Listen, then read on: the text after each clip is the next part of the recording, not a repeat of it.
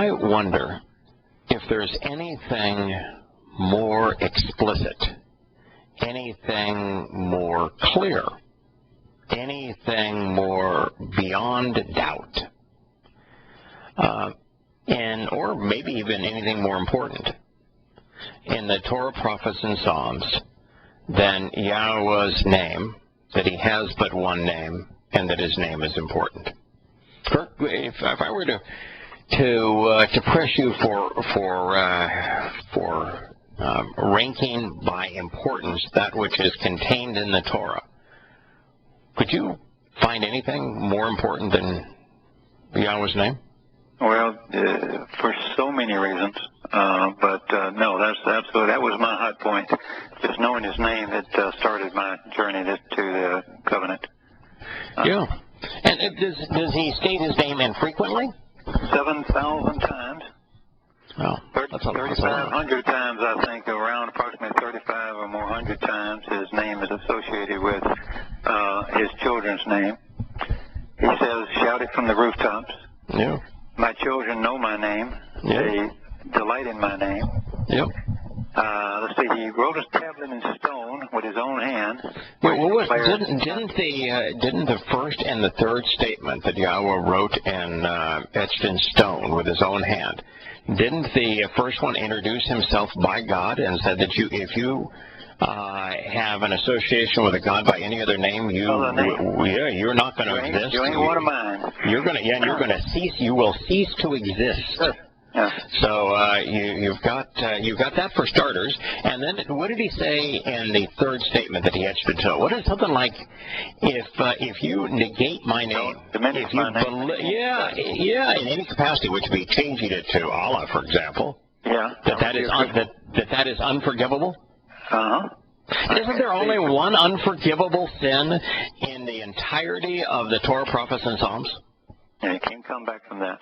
If you stay there, you can't come back. So that's the single unforgivable sin in the Torah, prophets, and Psalms, making his name for naught, negating the importance of his name. And it's the very thing that Yale School of Theology said is absolutely appropriate and correct to change his name to Allah. So if they know these things, they obviously don't believe they're true. So why would you listen to somebody who doesn't even believe their own press? Why would you claim to be a Christian? To be someone who has embraced the representation, because they say that he is the part of the Trinity. He's related to, or the totality of the God who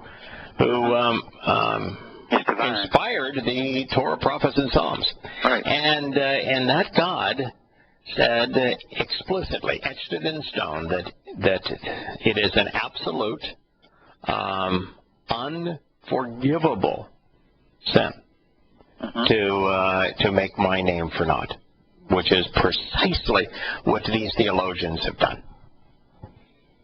And they do it to his son's name or his representative, his diminished. Yeah. But why pretend to be a Christian theologian when you are willing to negate these very things? Well, where do you draw the line? I mean, if you are one, at what point do you say, what do I stand for? Yeah. Do I stand for anything other than do I stand for lies? Make a check. Get a check.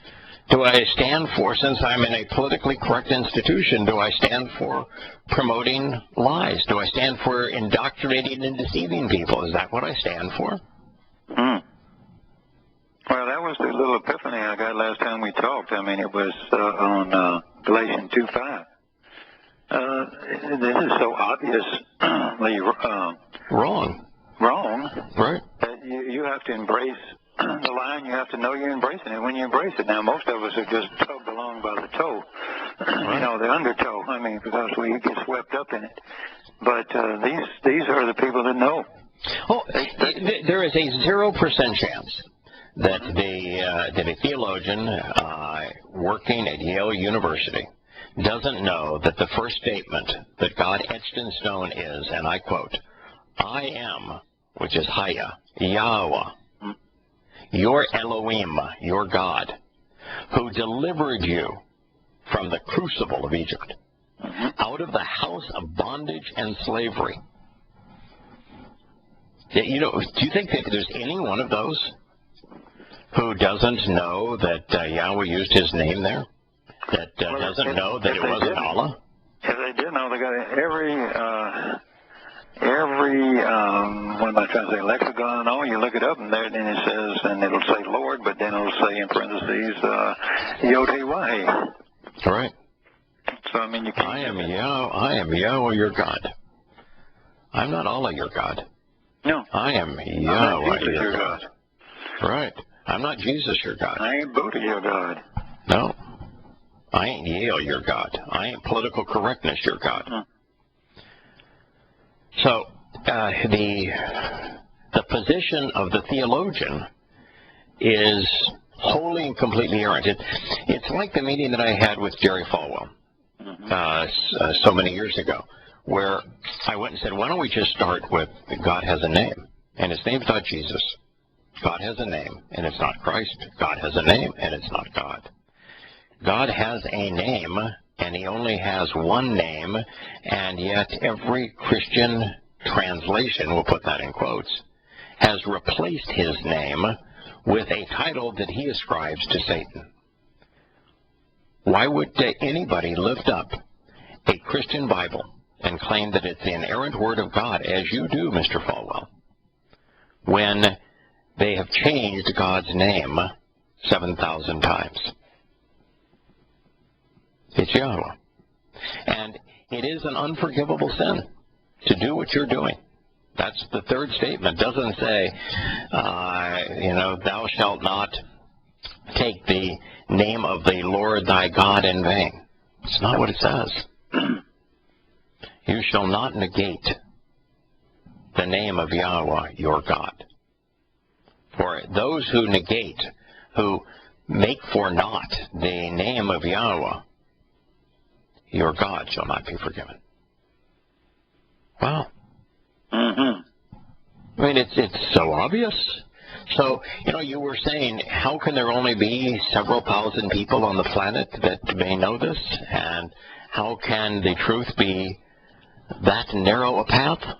Well, didn't Yosha say that the truth would be narrow and the lies that lead to destruction would be popular? Oh, yeah. It's just in an age where information is so readily available. I know we're dumbing down, and I know, but we're not the dumbest people that ever came on the planet from an intellectual standpoint. We know how to read. We're not illiterate. Right. Anybody can pick up a book and start reading and at least start to question it and find out and can decide these matters. Right. So we really have no excuse. No, and there's a reason that the path to destruction and death is broad and that it's popular. It's because those who engage in religion, the leaders of religions like Yale University, like the late Jerry Falwell, deliberately, knowingly lie on what has to be the most crucial issue that exists in the Torah, prophets, and Psalms. They are wholly and knowingly deceptive. That's why so many people are misled. That's why the person said, well, how can this be true if so few people know it? Because those who engage in religion deliberately lie. That's why. Well, there's been a disturbing thing to me over the last, say, 7-ish years or more, and I get people interested, perhaps, and they read a little bit, or they even listen to the radio, and they won't, and they start asking a lot of questions, and then I keep, most of the time, after I try to answer them as best I can, I say, look, so much of this research is done for you. Right. Read. Right. And then let's talk about it. Because the question, if you just read another paragraph, you get closer to the answer you're looking for. I mean, I can tell you. Right. But search this out. God's worth pursuing. Right. Yeah, as a matter of fact, almost every time I experience the same thing. Somebody will say, what's the answer to this? And they'll have like 5 or 6 different questions. And what I've learned is that if I attempt to answer the question, they won't process the answer. They'll simply go on to another question. And so it just does you no good. And then I also learned that if I try to simplify the answer, if I give them a quick answer to a question, I'm doing them a tremendous disservice. Because, A, the voyage of discovery, the real joy in the whole process is in the discovery itself. It's doing what you've been doing that brings great satisfaction and joy.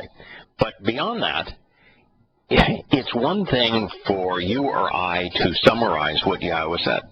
It's another thing for somebody to consider it directly from him. Absolutely. And the difference is that they may write you off and say, you're an artist, what do you know? They might write me off. You're a businessman, what do you know? Mm-hmm. But if they're reading it directly from Yahowah, and they see the Hebrew there and the Hebrew translated and the Hebrew presented where they can verify it, then the individual that they're trying to dismiss, the statements they're trying to negate, the name they wish to ignore is right there in their face, and it is from God. What chance do you have of negating what God said and being right? And if the messenger is a big deal, remember there was Yahowah chose shepherds and fishermen. And tax collectors. Right. What quality? They ain't Yale graduates with PhDs in theology. No. In fact, I'm quite certain that there wasn't a single person amongst the prophets or the disciples who had a theological degree. No.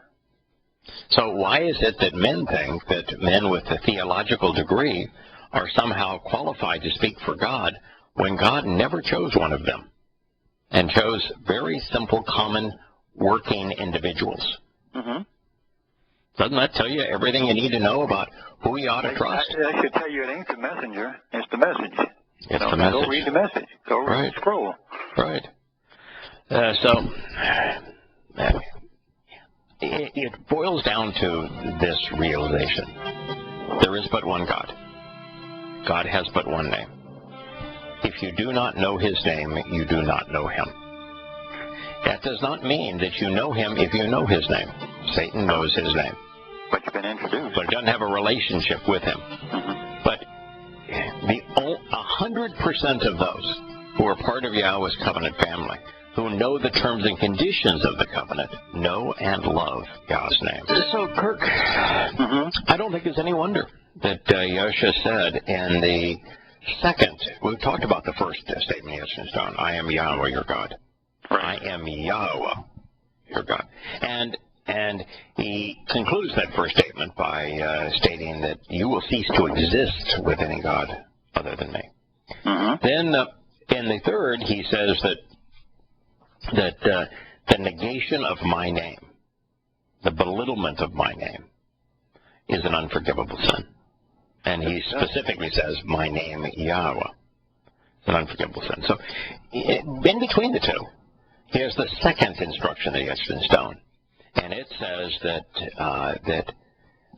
his mercy will be available to thousands of those who observe the terms and conditions of my covenant. Mm-hmm. Thousands amongst billions. Yeah, thousands amongst billions is 1 in a million, isn't it? Yeah, that's frighteningly accurate. Yeah. So when somebody responds to you and say, I can't believe this is true because there's too few people that know it. Well, that's not exactly what God said would be the case. Yeah. Well, the hard part is then when the next thing is I say, they say, what Bible can I go to? And I say, number one, there aren't that's a big in term, but regardless, there's nothing that's accurate. And I want to, and this is a little shout out just because it just struck me. This Jackie and Frank, put together the 119th Psalm with all that stuff. I don't know what you think that 84-page document, but the thing that we studied and all the notes I have on that from the other program was just brilliant. But when they put it all together like that, it answered a question. I'm going to show it to somebody because the question they have is that, how could all these people be wrong? And I said, well, here's the real thing. from the oldest documents in the world, and here's what it is, and here's all these 5 other things, and I'm sorry, this is the truth. I mean, so what happens is they say, okay, that's fine, but you're sending me to this place to read all this stuff, and it's thousands of pages. And I said, yeah, well, God has a lot to say. Yeah. I thought you said you were interested. I thought you said you were interested in what God had to say. I thought you wanted to know it. I mean, I'm telling you every detail. I mean, right. We're always saying, well, so what did he say? What did he say? Right. Your interest is knowing what God said, and your complaint is that there's too much. Too much for him. Yeah, he said too much. Too much. You know, so I would only be interested in what God had to say if he could slim it down to a soundbite. Yeah, give me a soundbite. That's all I'm really interested in. So I'm sorry. So if nothing else, go and read all the heavy bold print. You can and then you can look up all the words that are also in parentheses. So you have and here's the lexicon to use it, and you can look in 3 more. Okay. But of course that'll take you a lot more time to come to the same insights of just reading the insights. So I mean, what do you want? Right. What do you want? Right. Yeah. What do you want? Yeah. What you want is I don't want to be bothered. Yeah. I don't want to give up the time. I don't want to really learn. I just want a insurance policy. I want a simple answer that gives me my insurance policy for salvation. Now leave me alone and let me go do right. It. Oh, and by the way, I don't want to give up my religion. No, because I'm having way too much fun. Right. So what you would say is, well, that's not possible. Yeah. That's just not possible. First of all, do you think that if it were possible for us to make an informed decision about whether we wanted to spend eternity with God in his home under his terms and conditions for the stated benefits that he is presenting, that if he could have done that in a way that we could have made a quality, informed decision in 5 pages, do you think he would have done so? Yeah, but he didn't. So I don't think he could have done so, because he didn't do so. No, the only way you can do it, you'd have to plant it in your heart, and then you lose your free will. Right. The essence, it would be impossible for you to go the other direction. There is way too much information to convey. You know, you've got to present. God has presented as who he is, creator, author of life. He has to present what he loves, what he wants, what he enjoys. He then has to present what it is that he's seeking from us in terms of a relationship, and what is required of us if we want to participate in that relationship. And then he's got to enable the process for us to be part of that. And by the time that you now have not only presented it, but shown its benefits and the consequences of ignoring it through a group of people over time, and then proven that you're God and you've authored it through history, past, present, and future, it takes a few words. Welcome back to Shattering Myths. You know, Paul... May I just make a comment on that last thing before we went to break? One of the reasons Yah has so much to say, it occurs to me, is because Yahowah is, he can't stop talking, but because he can't stop growing, and he is the author of creativity. Right. And when we become like him, we will be the same way. It is a constant growth of knowledge and understanding and creativity, and therefore, if you don't like knowing more, this is really the wrong house to walk in. Correct. Yeah, that really is the bottom line. So it is true that Yahowah decided, rightfully, that he could not introduce himself, his nature, and his purpose, nor his plan, nor how he was going to facilitate his plan, nor demonstrate through prophecy beyond any doubt that he is in fact God, in fewer than the number of pages that he devoted to the cause. So he presents himself to us in what rendered in a normal book form would be about 1,500 pages. Now, so you could say, all right, well, you could present what Yahowah had to say in 1,500 pages. Well, no, you really can't, because Each word that he conveys has multiple meanings, and there's connections that need to be made to understand what he is saying, to transition from knowing to understanding.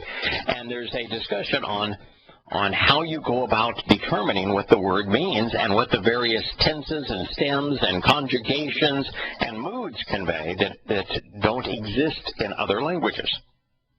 So by the time you've done all of that, rather than 1,500 pages, you're 10 times 1,500 pages to benefit from it. But then you get to your point. Since the entire purpose of eternity is to enjoy learning together.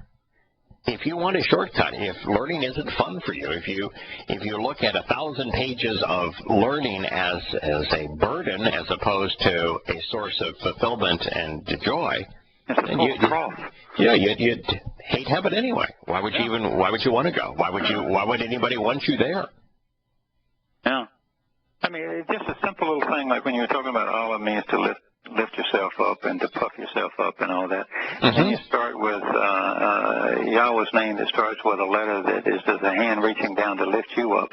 Mm-hmm. How diverse is the difference there? I mean, you want to lift yourself up, or you want Yahweh to lift you up? Yeah.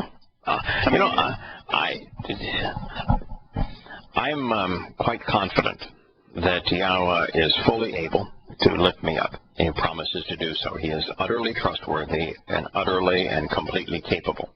And he has delineated a specific plan to lift us up. Now, I don't see that plan as being complicated, but there's so much shading to it. There's so many insights associated with it. The plan is so robust that there's a lot that needs to be said about it. I'll give you a great example. Yahweh could say, I'm just going to forgive you.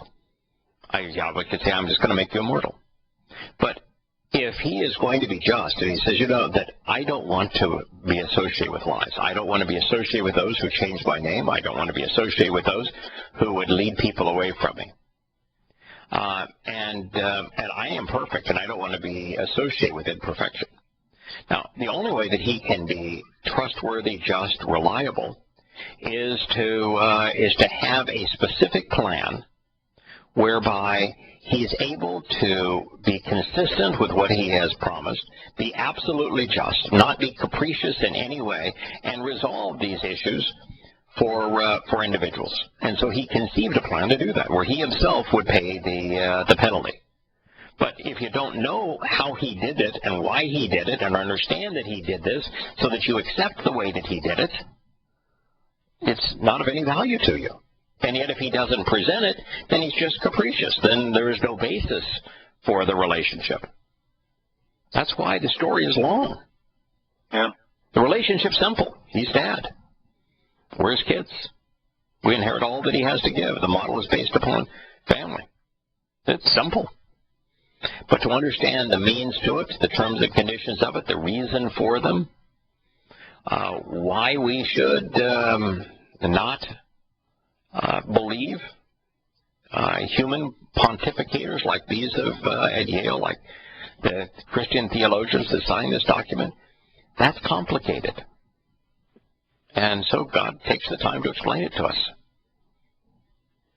In tremendous detail. And why wouldn't you want to know all the details? Exactly.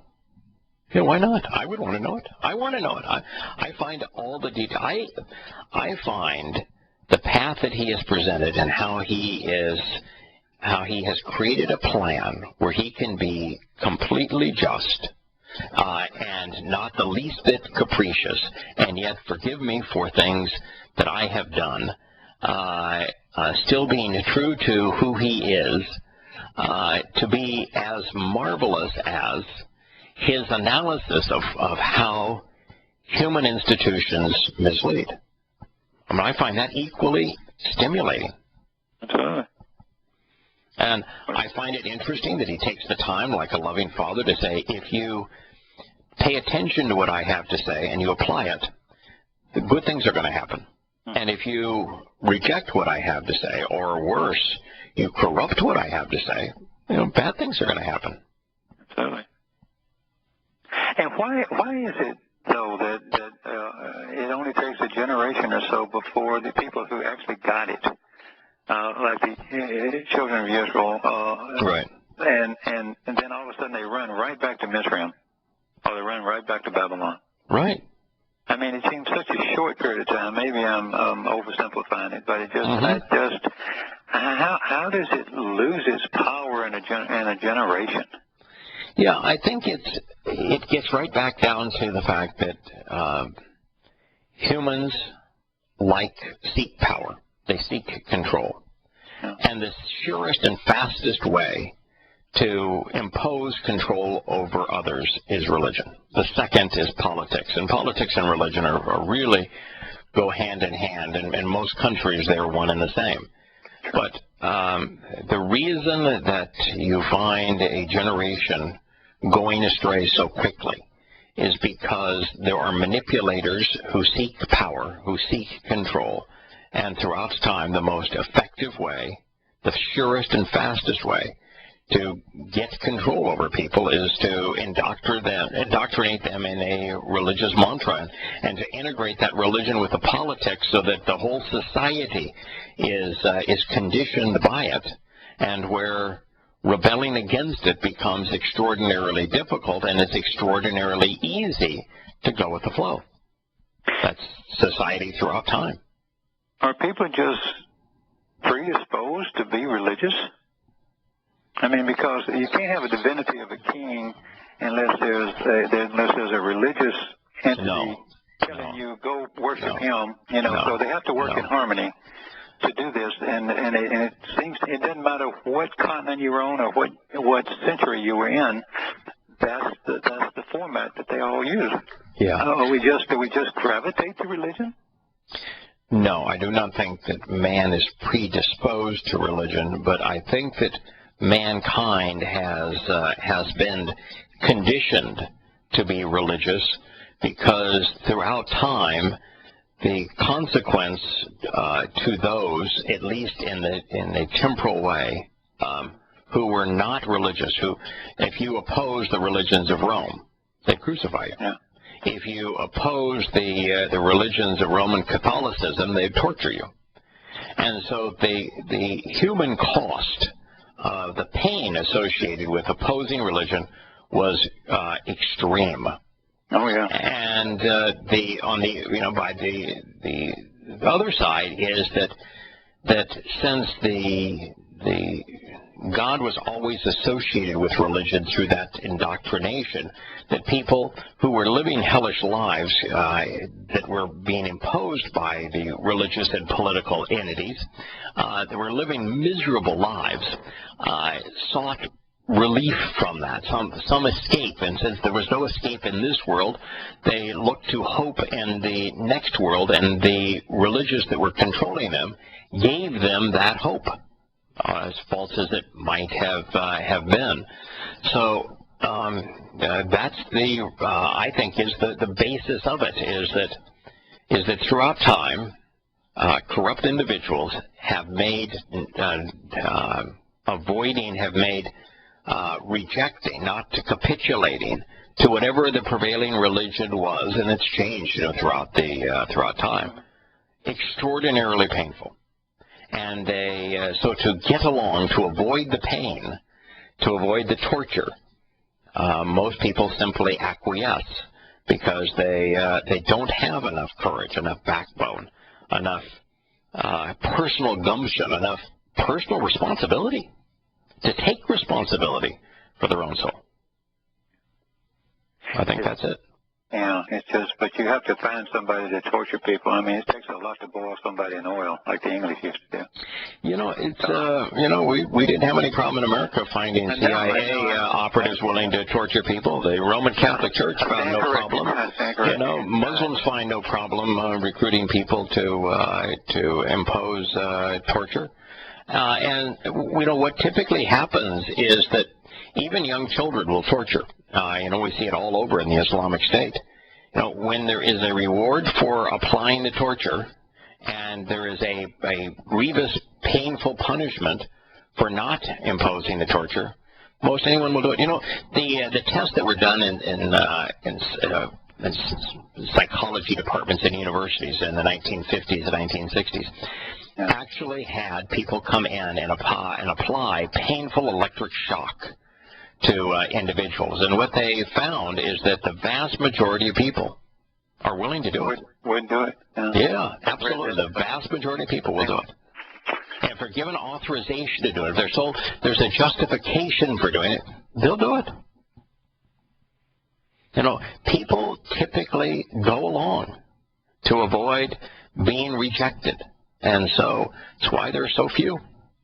And it gets right back to the same thing. So no, people aren't predisposed to be religious, but people are most easily controlled by religion. You know, Adolf Hitler knew that when he created Mein Kampf, that with him becoming the supreme being of his crusade, if you will, of his political ambitions, that without a new religion to condition and control people, that he would not be successful. So he created what was called the Volks, or the people's religion, with him as the supreme leader, recognizing that people are easily controlled religiously. I suppose it is difficult for people living in an Islamic country to fathom the realization that Muhammad was demon-possessed, even though he admitted he was. Mm-hmm. To fathom the idea that the Quran is a vicious, immoral pile of lies, the worst book ever written. Mm-hmm. And it's difficult for them to come to that realization because everyone they know is a Muslim, and anyone that chose to question Islam has been brutally killed. Mm-hmm. But now you look at Europe for a better part of 1,000 years, the exact same conditions would apply. Oh yeah, you can't be on the wrong side of Christianity before they would. Right. Yeah, and particularly there's while Paul's letters aren't quite as bad as the Quran, they're almost as bad. Mm-hmm. Contradictory, stupid, immoral, repulsive.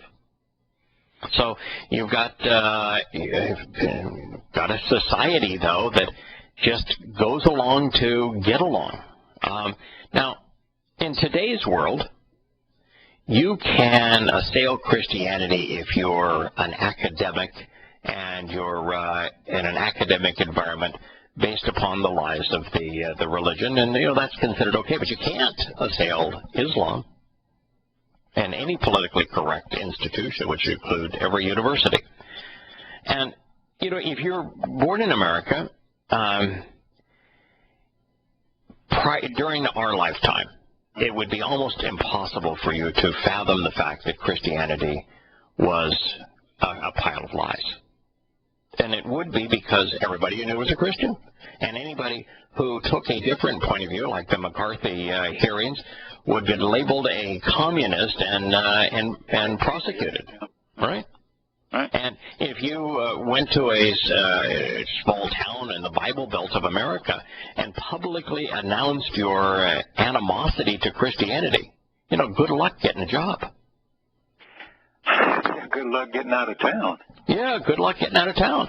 And so today now, because of political correctness, most people are unthinking agnostics.